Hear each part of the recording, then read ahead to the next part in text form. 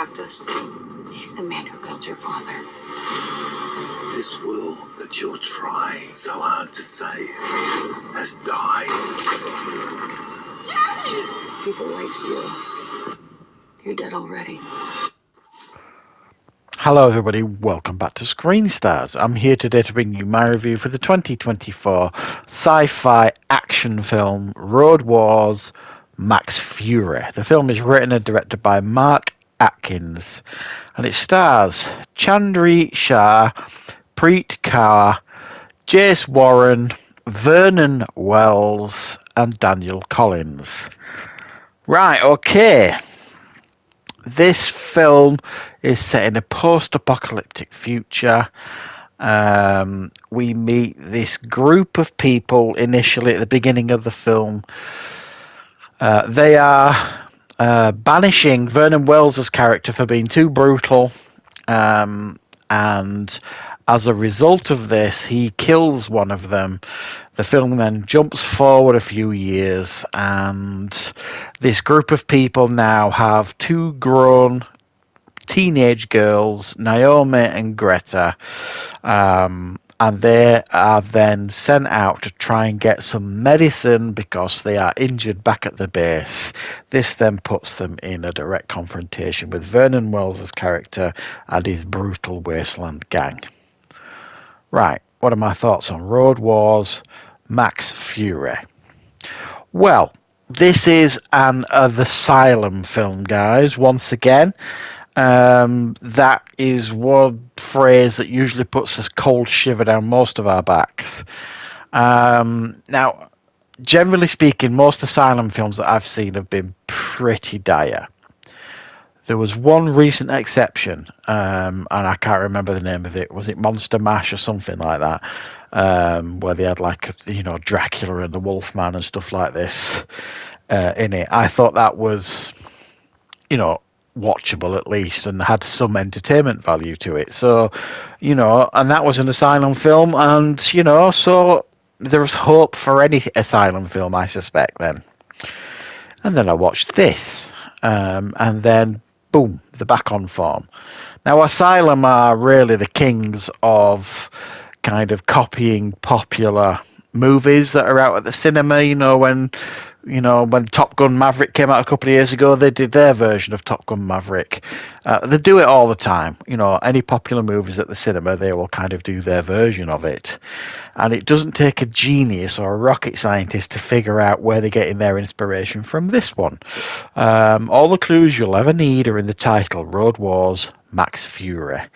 And is this at all in any way comparable to any Mad Max film, least of all the most recent one, the Furiosa one? Absolutely not.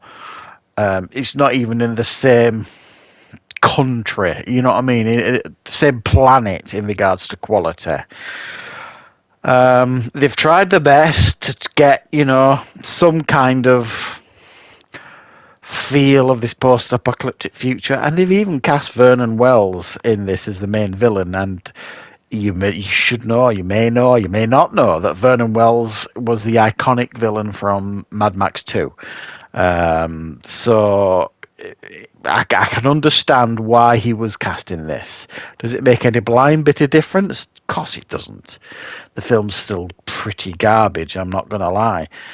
And for a film that's called Road Wars, there's very little here in relation to Road Wars. There's very few driving scenes, and what you do get is very, very tame. It's not exciting. It's not thrilling. The effects aren't good. The acting's at times terrible. Even at its best moments, bang average.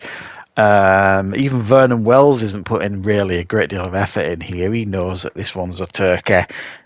This film, it's very hard to recommend anything about this film unless you're a die-hard fan of the Asylum movies. And let's be honest, unless you like sticking forks in your leg, why would you be a fan of the Asylum movies? They are 95% of the time and I'm going to be very kind here, below average films. And this one is absolutely no exception. If you look at the IMDb score, it's getting decimated with the review scores on there. I mean, sometimes they can be overly cruel, I think, when they're putting their reviews up on IMDb. But it is hard to argue here because there's not a great deal to recommend. You've got these two sisters that are supposed to kind of save the day and head out off into the wasteland to get this medicine, and they make just about every incorrect decision that it is possible to make. They don't do anything that you would describe as sensible, logical, or makes sense. It just doesn't happen here with these two, and most of the time they're bickering. And the stuff they're bickering about, it just kind of makes you want to put your foot through the screen, because it's just like, get over yourselves, for goodness sake. And they're supposed to be carrying this film, and their acting it's not good. It just isn't good. So, I mean, if you want to watch a film like this, just go and watch Mad Max 2. Mad Max Beyond Thunderdome, Mad Max Fury Road, Furiosa, the original Mad Max. Just watch any of them. Just watch half an hour of any of them, and they will be infinitely better than watching this. I think the only time I think anybody would kind of go to watch this film, or click play on the DVD or on the streaming service or whatever, is because they wrongfully suspect it's part of the Mad Max franchise, and it absolutely isn't in any way, shape or form, quite clearly. So this is one to absolutely avoid, guys. It's easily one of the worst films I've seen this year, if not the worst. And yeah, just don't watch it, guys. I absolutely don't recommend this one, and that's not really a surprise, is it? So thanks for watching. I hope you enjoyed this review. I'll be back with more reviews and content on the channel very, very soon.